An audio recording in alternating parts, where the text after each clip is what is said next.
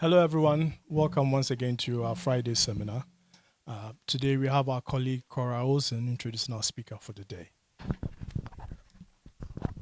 Thanks, John. Hello, everyone. It's my pleasure to introduce Dr. Isabel Prochner today. They are going to discuss 3 projects today that broadly sit at the intersections of designing wearable technologies, bodies, gender, disabilities, and equity. Their work centers marginalized bodies. Dr. Prochner's academic journey began at the University of Alberta with a bachelor's degree in design and in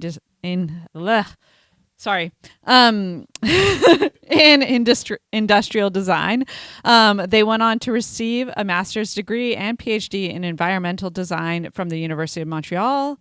Their recent journal articles and book, published in 2023, speak to what we might call critical industrial design. This work likely carries over into the range of courses that they teach, which include Play to Make, History of Industrial Design, and the History of Modern Industrial Design. Dr. Prochner is currently writing their 3rd book, Human Factors for Industrial Designers, and will be a keynote presenter at the Industrial Designers Society of America. They were recently awarded the Industrial Designers Society of America's Young Educator Award in 2024. Dr. Prochner is an industrial designer, researcher, and associate professor here at Virginia Tech. We are excited to hear your presentation today, and thank you for being with us.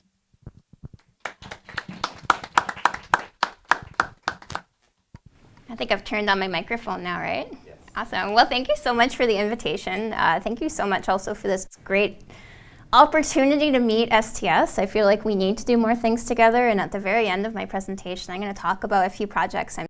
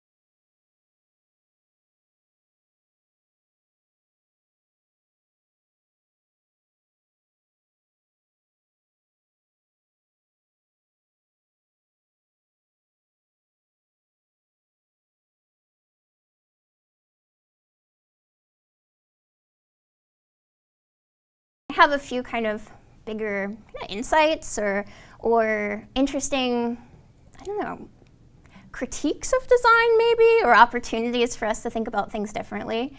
So my 3 projects I wanted to talk about today are my work on human factors. So as Cora said, I have a book I'm working on right now. It'll be my 3rd book. It's under contract with Routledge, and I am essentially done. It's going to be coming out, I think, in 2027. I'm going to talk about gender and design, which has been a really long-standing research interest of mine. So my PhD was looking at feminist perspectives on design, what would that look like? And then my 2nd book was on sex and gender equity in design, and I'll talk a bit about that as well. And then I also have some current projects to do with gender-affirming garments, so I can touch on that as well. And then lastly, I'm going to talk about smartwear and disability, which is a really large project I'm involved with, and we got this pretty significant federal grant from the Government of Canada in March, and I'm leading a team in that project, which is kind of fun. So it's interesting to talk about. It's smart fibers. It's fibers that can actually kind of support the body in various movements. So I'll get into that in a while. I'm really interested in social justice meets design, or the concept of design justice. So you might have read Sasha Constanza Schock's book, Design Justice. That I think was one of the very first times that this idea was was floated as a concept, but it's a pretty popular concept now. And the biggest argument I'd say I make throughout my work and have made is this idea of design not being neutral. I think sometimes we imagine that designers can kind of like decipher all of this information, somehow be unbiased in that process, and spit something out that is just really neutral, this kind of neutral piece of technology. And my argument, and the argument of a lot of folks in industrial design is, well, that's just not possible, and kind of owning up to the different ways in which we pick projects really specifically, or bring our own perspectives to project, or put things out there that sort of impact the world in very specific ways. And I'm sure all you folks in STS are hyper aware of all of that. So one of the kind of fundamental ideas is that design and society shape each other. I believe that is a theory that we've taken from STS. And increasingly, in design, we're talking about these ideas. We're talking about ideas of how certain garments or certain products are going to restrict people in some ways, maybe restrict their entry into certain fields, or show them either super directly or more subtly that they're not welcome in various fields. So, I mean, a really simple and easy example might be like personal protective equipment or PPE in fields that perhaps have been masculine, male-dominated, so maybe like firefighting gear. There's some really fun work going on in terms of firefighting equipment, and this idea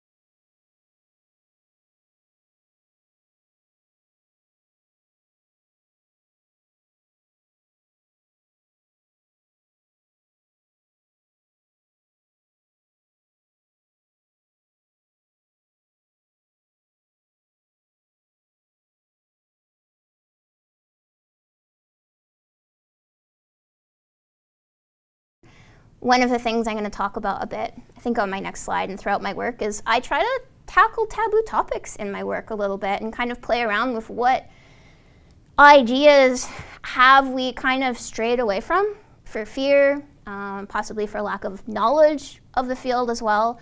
And there's many, many. So confronting taboo through design. I think that a lot of the topics I do talk about are to some extent taboo. And then I would also argue that there's so many other things that we just don't give enough attention to that are taboo, that aren't necessarily within my field of work, but that are such interesting and valuable areas for designers to address. So for example, how certain parts of hospitals and certain parts of healthcare are fairly widely presented, where others might be kind of hidden away and given less attention and having some sort of fear of being spoken about.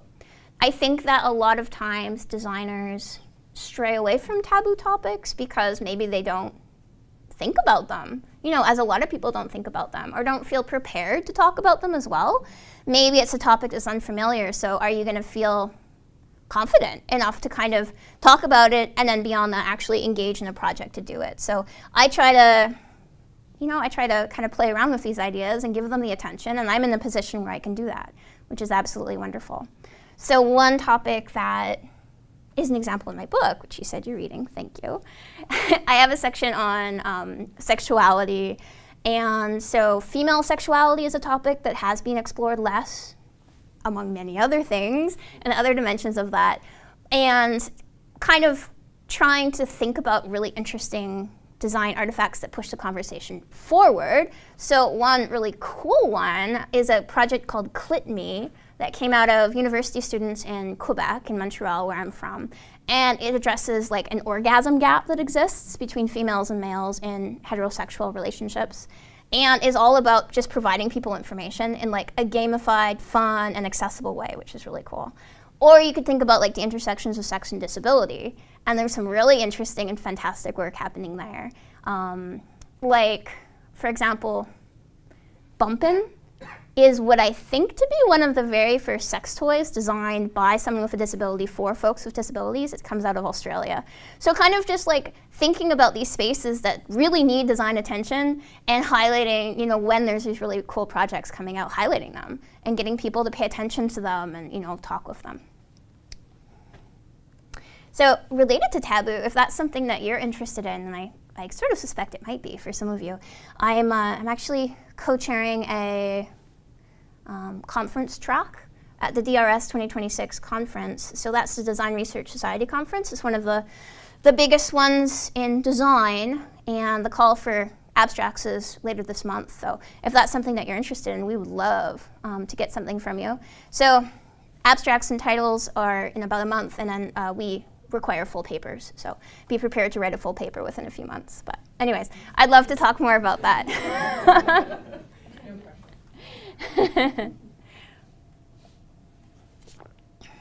So I wanted to kind of bring up another interesting discussion point, or something I find interesting at least, before I really dive into my projects, which is what is good design? And we talk a bit about what good design is, and you hear sometimes Dieter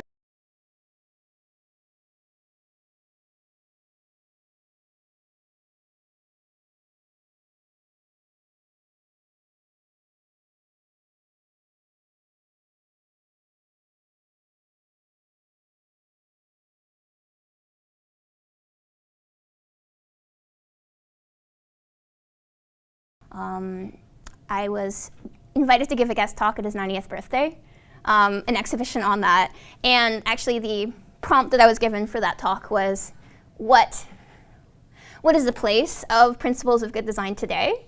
And my thinking is, I think that we absolutely need to expand upon it. So when you do think about that sort of thing, sometimes we're given lists of like 10 things that mean a design is good.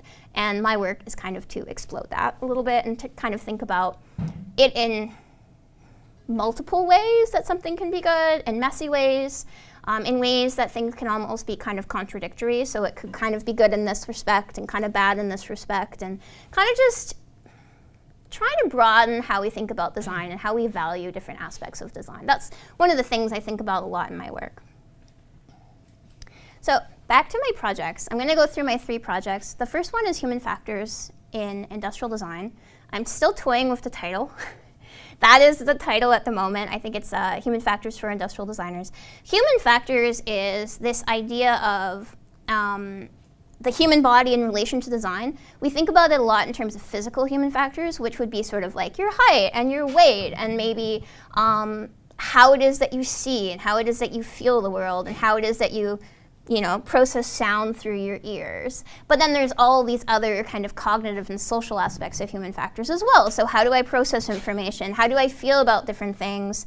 What is it that makes me me, and me engage with the world in the way that I do? So that's kind of the broad area of human factors. I taught a course on human factors my first year at Virginia Tech, actually, so that would have been 2023. And I used this book. I kind of knew it was a bad idea going into it, but I used this book here, which is written by Henry Dreyfuss Associates. It's a pretty iconic book in our field. Most people will have seen it. Most people do receive this one on the right-hand side as a textbook. It's kind of essential reading. And what I think we love about it is the graphics. Like, they have these really beautiful diagrams of the human body, and it makes human factors digestible, which is, like, you can kind of understand a lot about the human body, and you can use that to sort of launch your design ideas off of it. But, of course, also, it massively oversimplifies everything. And upon kind of digging deeper into it, I kind of started thinking, oh my gosh, this really needs an update, right? It's originally published, some of his work in like the 60s, and were reissued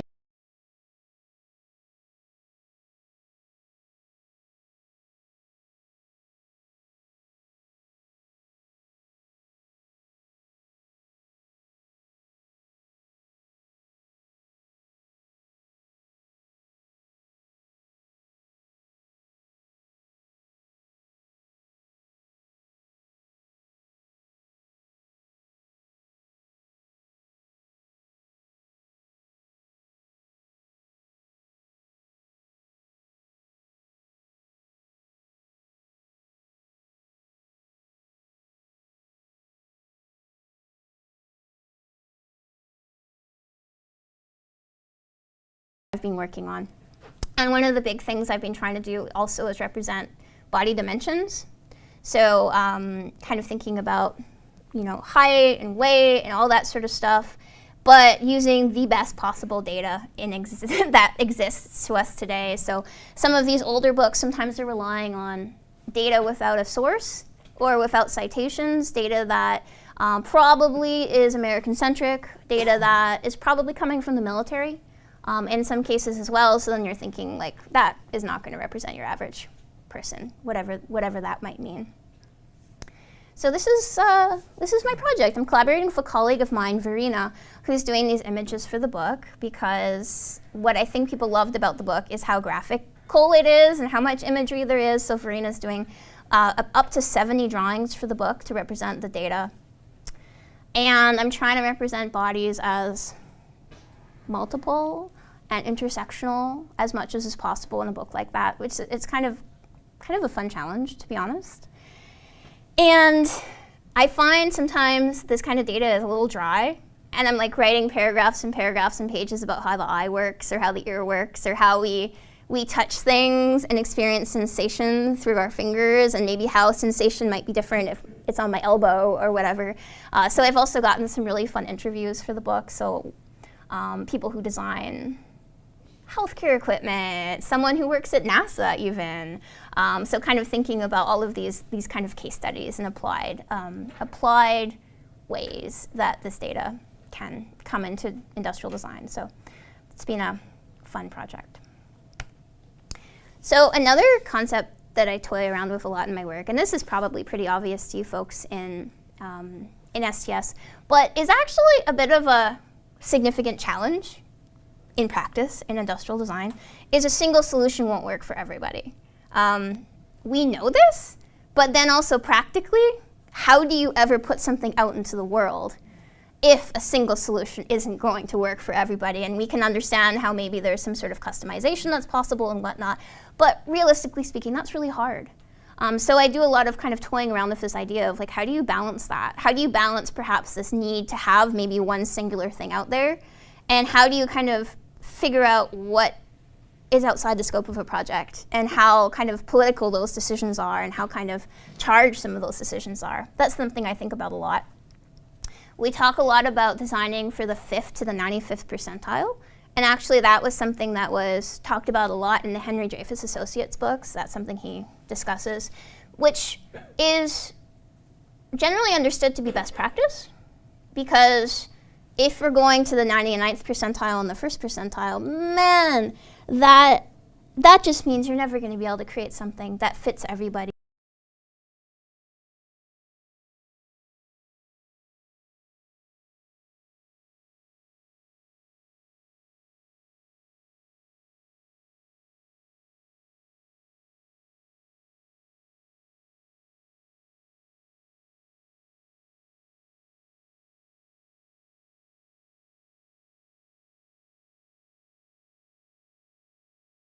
And would love to talk with you folks about in the discussion afterwards.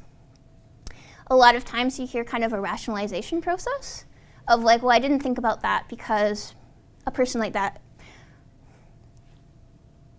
wouldn't be someone who would use my product. And that's a really kind of problematic thing to say. And then of course, well, if you're thinking like that, of course they're not going to use your product, they can't. You know, so it's a really difficult situation. So there's also kind of this interplay with standards, and standards are kind of interesting, and standards actually guide a lot of what happens in design. So sometimes they can be good, sometimes they can require certain things to be implemented in design, and so thinking maybe like accessibility standards, which are great, but oftentimes like the minimal, bare bones requirements, right? And you would hope to go beyond it.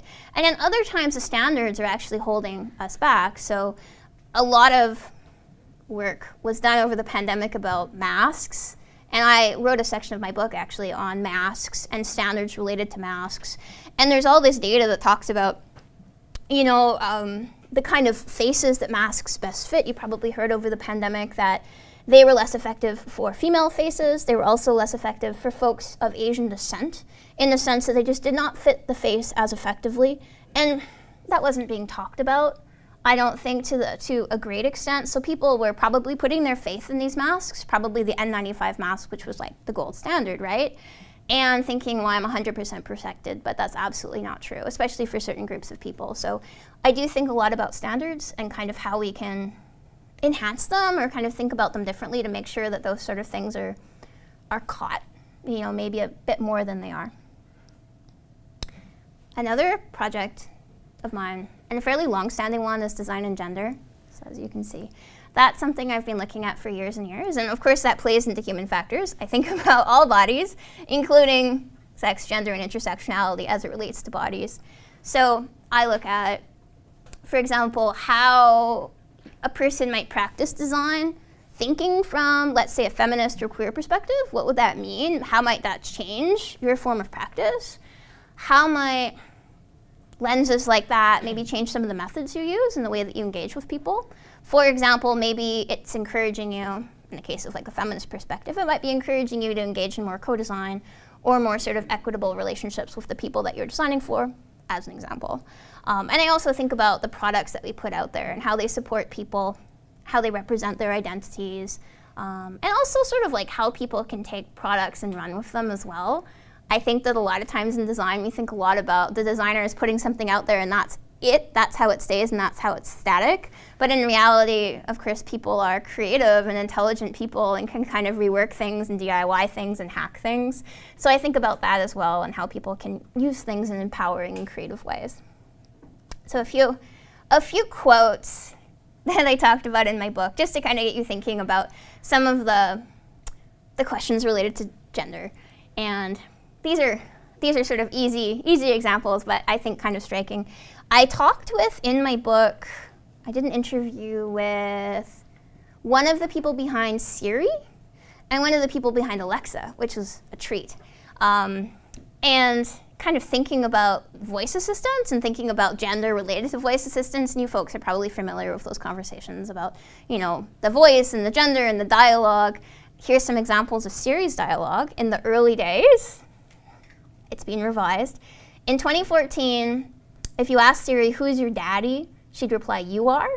So kind of giving you a concept of maybe who it was who was creating this and thinking that this was funny.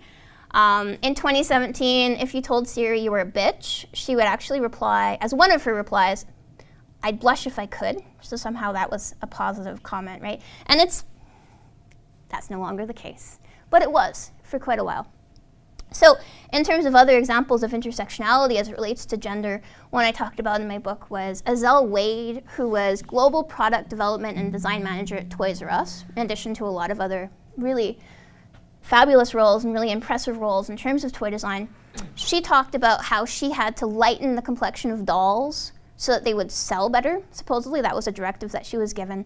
And she also talked about like the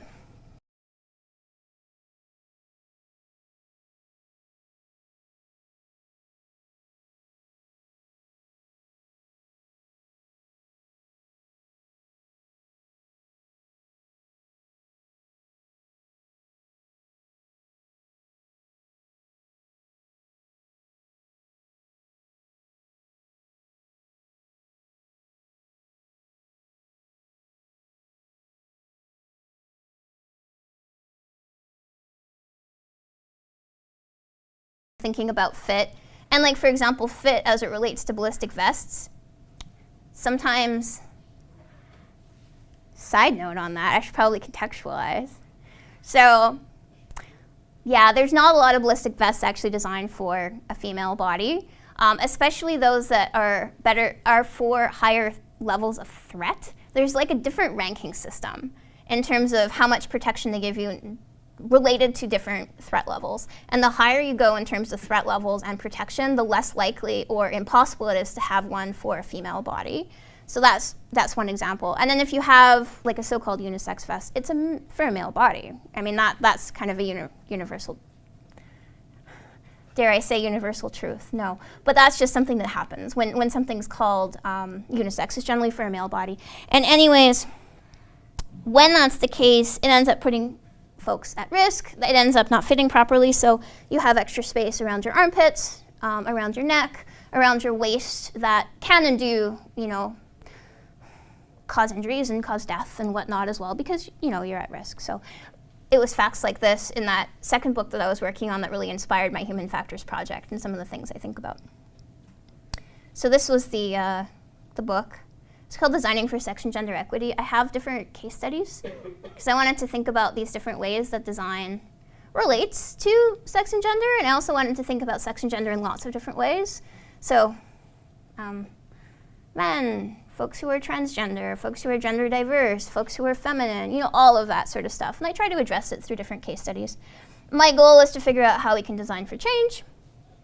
My goal is to think about how we can account for greater diversity in design, to think about really fabulous things that exist out there, and also to think about some of the barriers that exist, some of the problematic products that exist, and also some of the barriers that have prevented folks from moving further ahead, because there's all sorts of really smart, really creative, really motivated people out there, and if change was easy, I would think probably it would have been done already.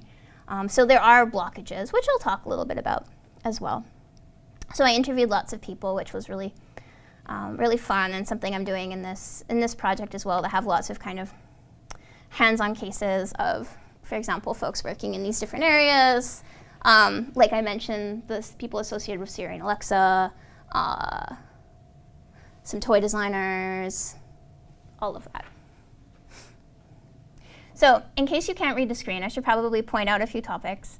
So I looked at PPE, personal protective equipment, toy design, mental health, apps, beauty products, products related to sexuality and faith, and smart devices.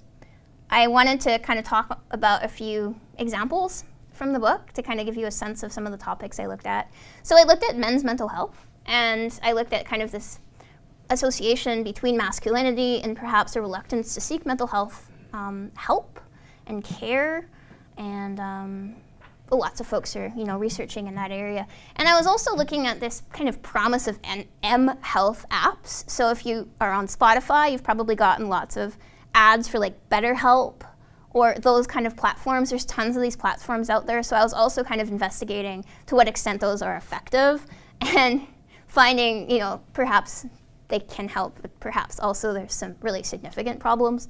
You can read the book if you want to learn more. I can tell you more about it in the comments. But anyways, as part of that chapter, I was looking at really exciting things that exist. So, for example, men's sheds, like these spaces that exist that folks can get together and have conversations and work on a little project together, or mental health interventions for the prison system. I looked at an example of that, which was really neat, as a space that people can kind of get together and have a little bit of privacy and talk with a therapist if they want to, or also just talk with each other. And then also kind of specific campaigns that existed that are aiming to engage men in this kind of conversation. So that was one thing I looked at in my book. I also looked at sexual equity and sexual experiences. I gave the example of the Clip Me project. I also kind of played around with gender. So what would it mean to represent all genders in design? This is kind of a fun question. So like, are we aiming for some sort of universality in terms of gender, or some sort of neutral in terms of gender? So if you're thinking about like companies that have attempted to do that, H&M is one such example. I believe it was H&M. They had like the gender neutral collection, which was essentially like sweatpants in like really, really neutral colors, like gray and navy blue. And then started diving into that, and like, is that even neutral? No, I think it's masculine leaning. But then also, if that is something we're aiming to do, what a depressing world that would be, right? Like what a dismal world that would be. And then kind of toying around also with how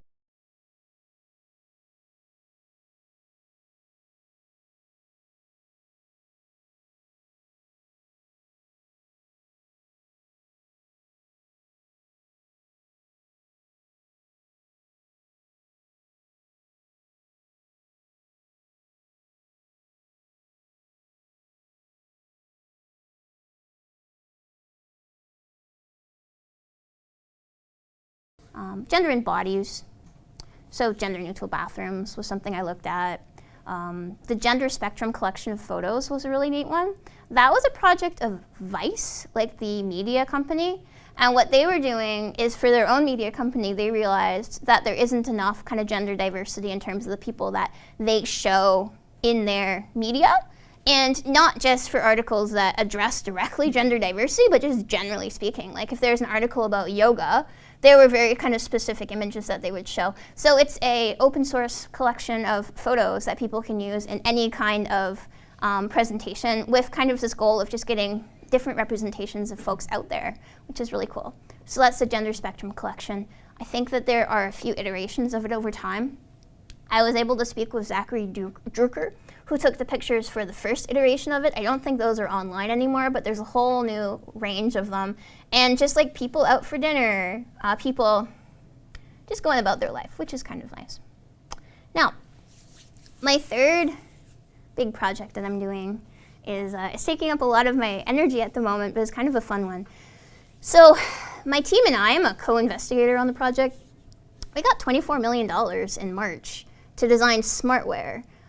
So it's a major federal grant from Canada. It's the coming together of all the different granting agencies. So a bit like in the US, how you have like the NSF and the NIH and all that, all of them together fund this grant. It's called the Transformation Grant. Anyways, it's super exciting. So what has happened was we have some engineers on the team who have figured out how to make these smart threads or smart fibers that are going to be in threads. We're going to weave these into textiles. And the idea is you can have a smart garment that can support your body in your movement and kind of be reactive.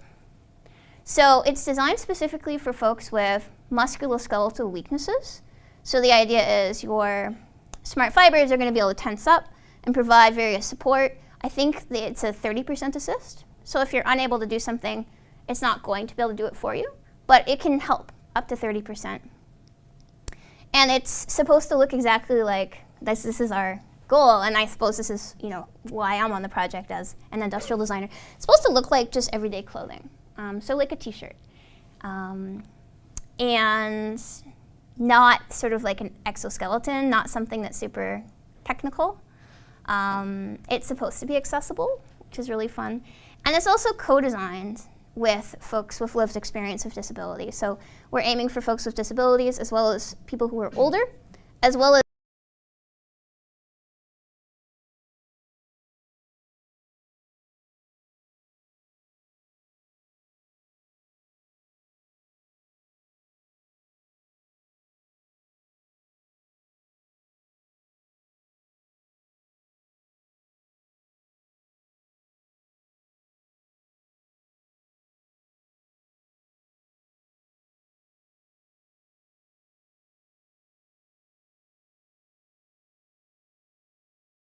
these garments, which is much more complicated than it seems. So we have a lot of folks on the team. So I'm an industrial designer and leading it, but there's also fashion designers and biomechanics experts and textiles engineers.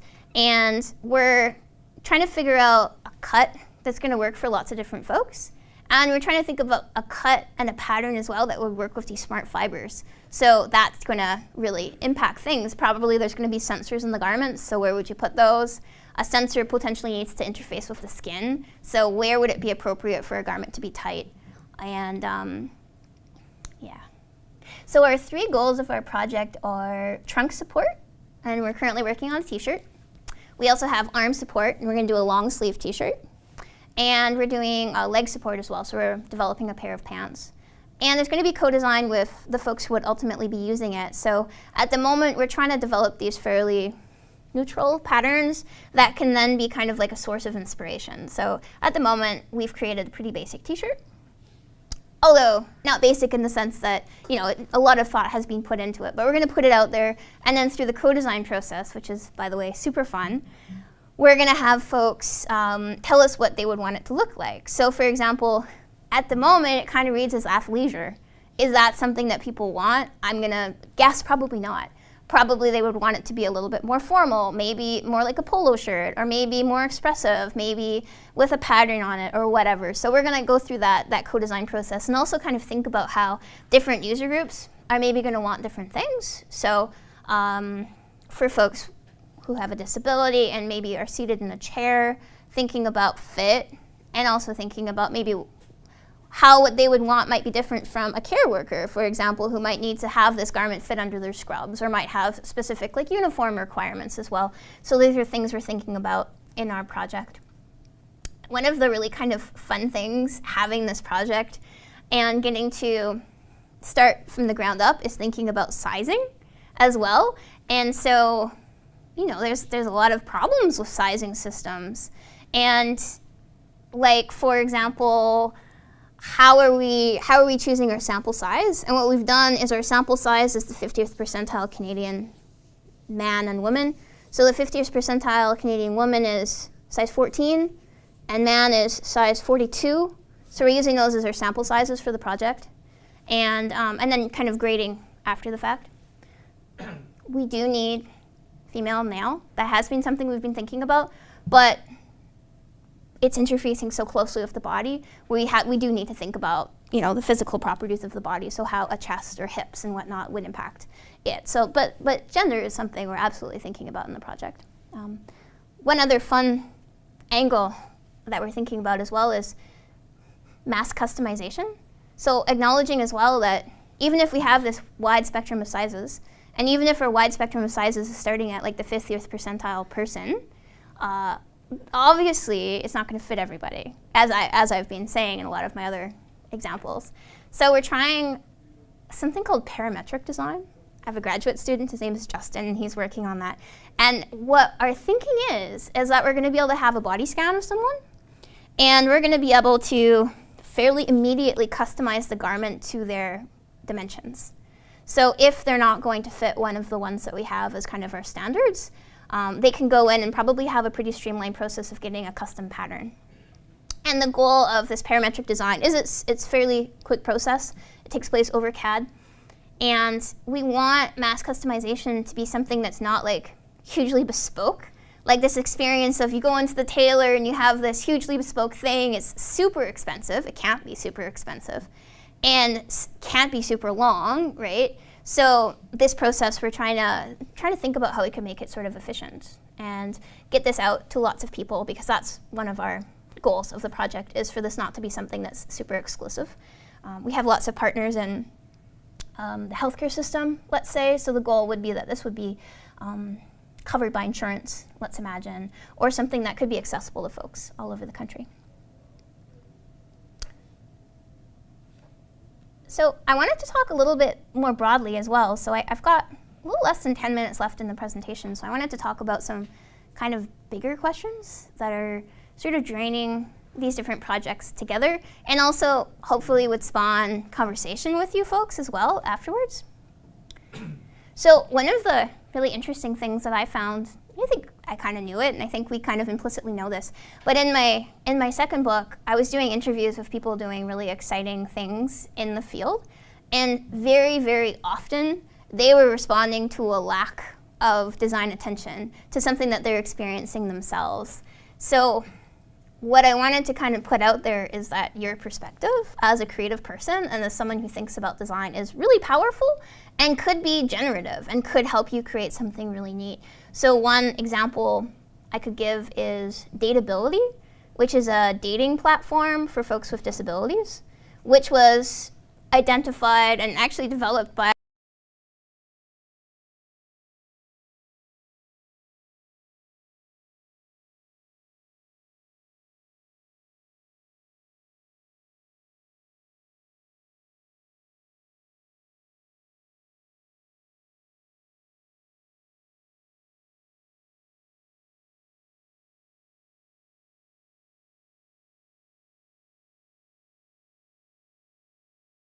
and also to kind of highlight this other discussion that was taking place within the book, which is the fact that sometimes even when you have the best and most diverse design team there is, a lot of times folks do not feel able to speak up or do not have their ideas listened to. So I guess the difference between diversity and inclusion.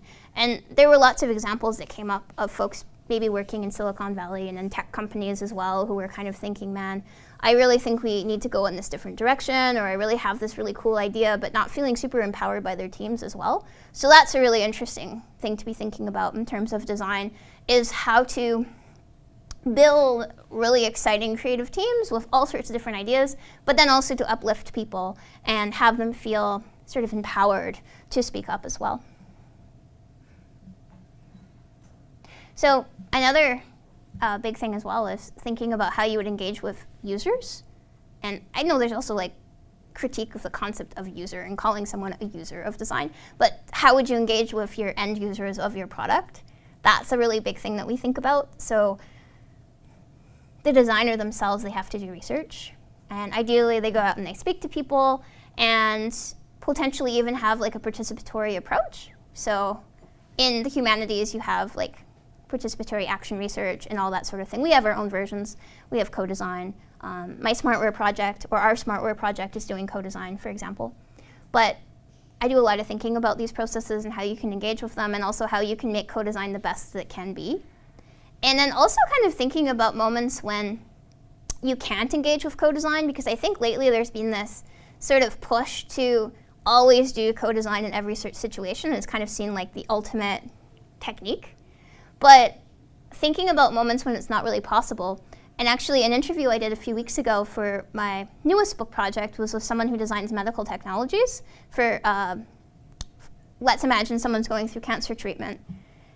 At that moment, they might not be in a place to be on a co-design team. Like they would probably have other things that they want to be spending their time with, probably not able to be sitting there and kind of engaging with researchers. So also kind of thinking carefully about who's involved in the creative process, and maybe when someone can't be there to have a voice, how else might you be able to have people in there sharing ideas? So maybe it's an advocacy group for people with a medical condition.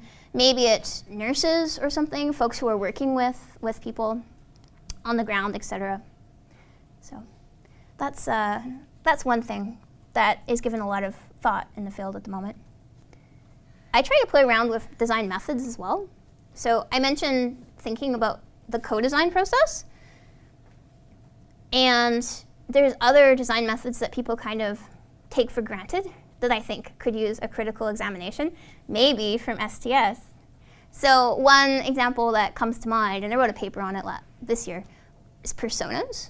It's something that's done where you would sort of say, my persona is Jane, and Jane is 42 and has a husband and cats, and Jane drives to work in her minivan or whatever it is, and this is your user and this is how you conceptualize it. And generally speaking, and ideally it wouldn't be based on a fair bit of research, but also it's quite problematic as well, because a lot of it is kind of storytelling, and a lot of it is storytelling based on the perspective of the designer that's kind of, I suppose, idealizing a person's experience in some way or stereotyping an experience in some way as well. So there's a lot of opportunities to think about the processes of technology creation as well. An interview that I did for my second book was with a tech journalist called Charlotte G. She does some really neat writing. I reached out to her because I'd read some of her writing, and it was amazing. And she had said for the interview, we need a chief pessimism officer in technology development. So someone who would not just kind of say, oh, that's so cool, but who would kind of think about how could it be misused, how could it harm someone, how could it backfire. You guys remember the chatbot on Twitter that backfired? Was that named Tay? Possibly? Yeah. Anyway, so something along those lines to sort of think about the potential implications, potential misuse of design and technology. There's all sorts of neat opportunities there. And another thing is just kind of thinking about incremental change and kind of what the end goal is. Like I would love that we have different artifacts out there. I would love for stuff to be super empowering to people, but in reality there's a lot of like systemic things that are preventing it from happening. So professional norms might be one example. Norms in different workplaces. Sometimes you might be in a really fabulous workplace that allows you to or enables you to explore things, but that's not always the case. Or maybe you're working with folks in other fields and who have very specific ways of working, and you don't have any control over that necessarily, or just broader dynamics out there that maybe prevent you from getting funding for a project or prevent people from accessing it, you know, all that sort of thing. So I wanted to kind of mention that incremental change, I think, is probably my goal. I'm thinking about how small, creative, exciting design ideas can add up and maybe help affect change in that way. But there's also potential for activist design, or Cora had mentioned critical design. I mean, critical design is inherently provocative, and that is absolutely the goal of it. So I'm happy to be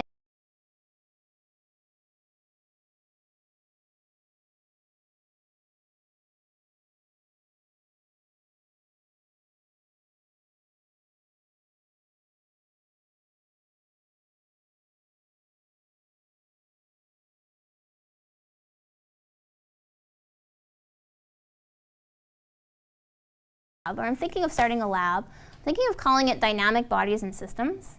And I wanted it to house the different projects I'm working on, so specifically the smartwear project, but then also my human factors book for the next year. But I also kind of wanted it to be the space to look at like wearables and products and technology that intersect with the body, and to be a place for interdisciplinary collaboration. So a lot of the projects I'm already doing are quite interdisciplinary, but love to have you guys on board if you're interested in working with me in my lab or collaborating on projects.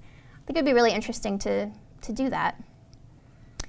My next project after I submit my book is I want to make an open human factors data repository. So I'll tell you a little bit about what that is. So for my book, I've been looking at anthropometric data, and I mentioned how I had been kind of searching for data of the body. Measurements, weight, height, how long is your pinky finger, all of this kind of thing is actually really critical to designers. If you're making something, you absolutely have to have it fit the hand, right? You have to understand the size of the hand, you have to understand grip strength, you have to understand all of these different kind of measurements, right? And then figure out how your artifact fits there. There is such a lack of that data, especially data that is accessible to designers in languages that designers can understand. A lot of it is behind these paywalls, a lot of it is hyper-specific and not necessarily something digestible by people who might not have the time to kind of engage in that process of going through it, who are not statisticians, who are not, So my goal is basically to create an open source repository for this data and kind of collecting some of the best stuff that's out there and having it presented in an accessible way that people can really easily go in there. And there's been attempts at that in the past, but I want to update it. I want to have a fresh one. I want to have one that's continually being added to as well. Sometimes sources like this, you know, were done, let's say in 2015, but kind of have stayed there. But we know that bodies are changing. We know that proportions are changing.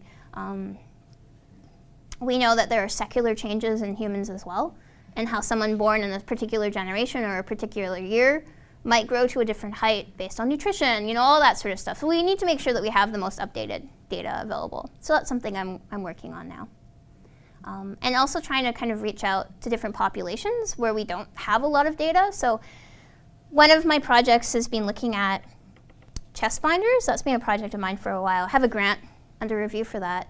And thinking about how someone wearing a chest binder, for example, might have been taking hormones, or might have had surgeries, for example. And if you're designing a chest binder or any product that interfaces really directly with the skin in a really tight way, with a lot of actually potential impacts on the body, not knowing body size, not knowing proportions, not knowing that sort of stuff is deeply problematic. And it's a lot of times about guessing, which I hate. I don't like guessing. And it's a lot of times also designers have to resort to just measuring friends or measuring colleagues, which is terrible sampling. So I want to improve that process. That's all I have for today. And thank you so much for listening and inviting me.